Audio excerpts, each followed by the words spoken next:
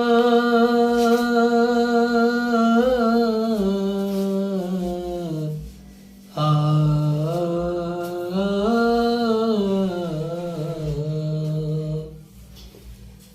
के भजन।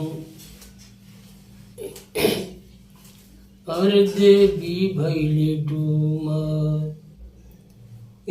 के हो फूल, देवी भैली डूमरी के हो फूल, किया हो राम कवन रकसवा मई के मनावेला हो राम, किया हो राम कवन रकसवा मई के मनावेला हो राम।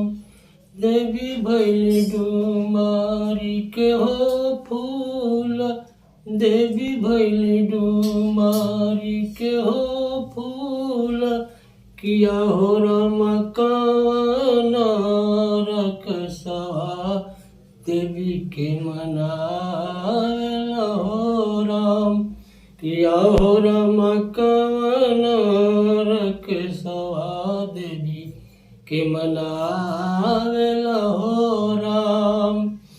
और पर्वत उपरा ब्रह्मणा कर रे हुम, पर्वत उपरा ब्रह्मणा कर रे हुम, किया हो राम हुमावे लेती माई खुशी भैली हो राम, किया हो राम मोमिने हुमावा देवी के मनावेला हो राम।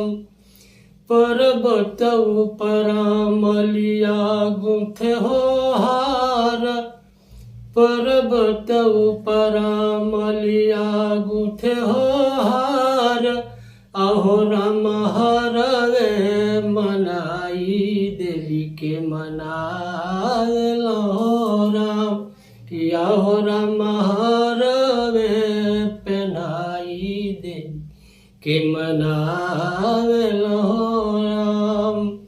और पर्वत उपरा अहिरा दुहरे गाय, पर्वत उपरा अहिरा दुहे हो गाय, किया हो राम दूधवे चढ़ाई माई के मनावेला हो राम, किया हो राम दूधवे चढ़ाई माई के मनावेला हो राम।